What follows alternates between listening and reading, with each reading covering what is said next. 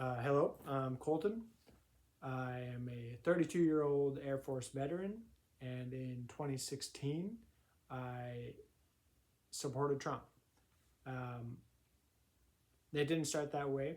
I did support Bernie Sanders, uh, but the DNC took that away from me. They took my voice away, who I thought was the rightful candidate and who had won many of the voices. The youth of our time, of that time, were very much excited about Bernie Sanders, but the DNC thought it was more important, in my belief, that they push up a quote unquote DEI hire, a woman.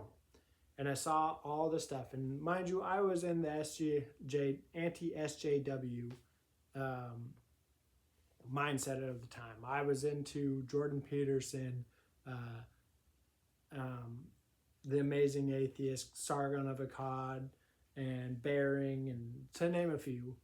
I was all into that. Undoomed, there's another one for you. Anyway, I was all into that because they were just saying like, no, this is asinine. You can't say that you're a transphobe for not wanting to date a trans person, uh, or that you're a monster because you're a white cis male.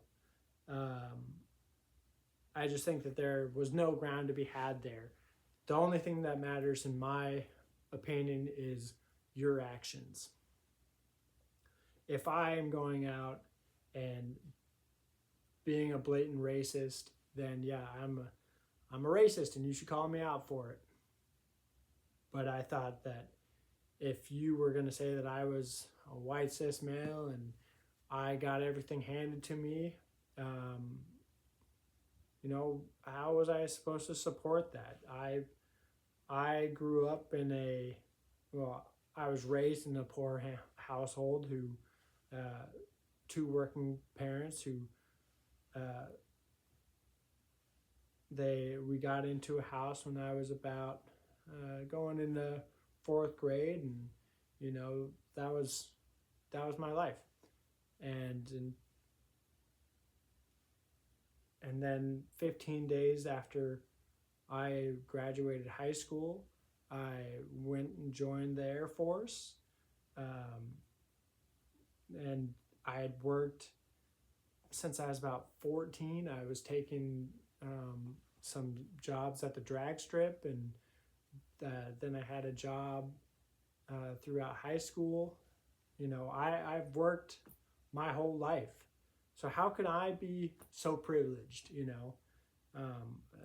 It's just, it didn't make sense and still doesn't really make sense.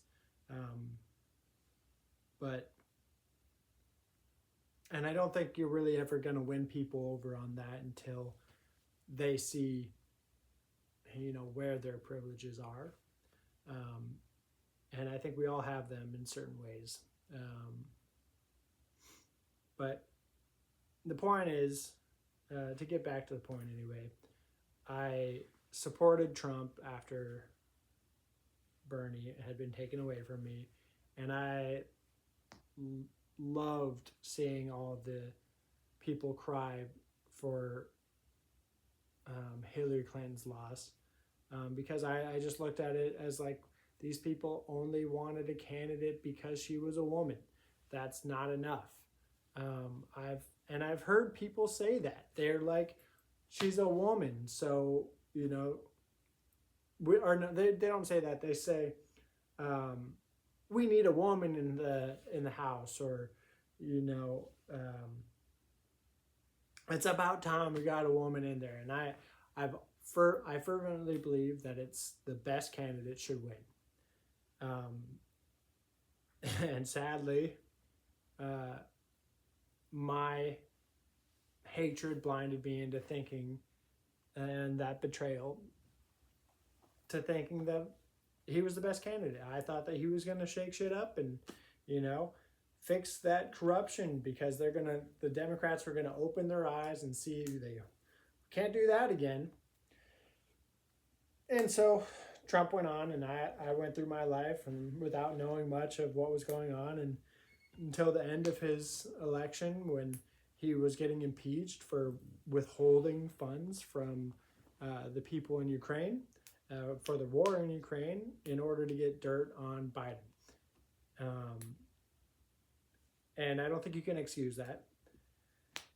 And so he was, on paper, impeached twice. Um, and then he lost the election and just denied it. And Mitch McConnell, after that, just dropped it because he wasn't a president, so you can't really impeach someone that's not a president. And it was his fault still for not pursuing it, but that's what happened. Then he lost the election, and his sycophants, who believed what he was saying, that he had won, and they thought that they were having their candidates taken away from them, like Bernie Sanders had been taken away from the Democrats. And I feel like good for them for only standing up to what they believed in, but I'm not going to excuse them for what they did on the Capitol. They were animals, and they attacked the police officers. And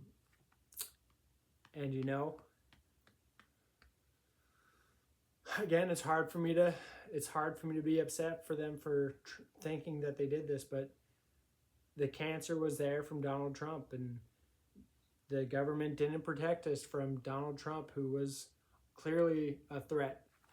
And that's a real shame. Now it's 2025. Donald Trump has won. He won somehow all of the swing states, and with a very small margin between Kamala and himself.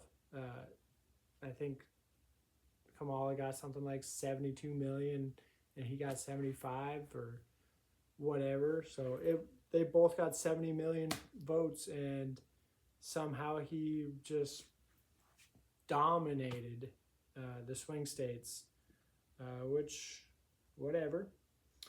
But he is now doing everything in his power to confuse people, to upset people, to damage people.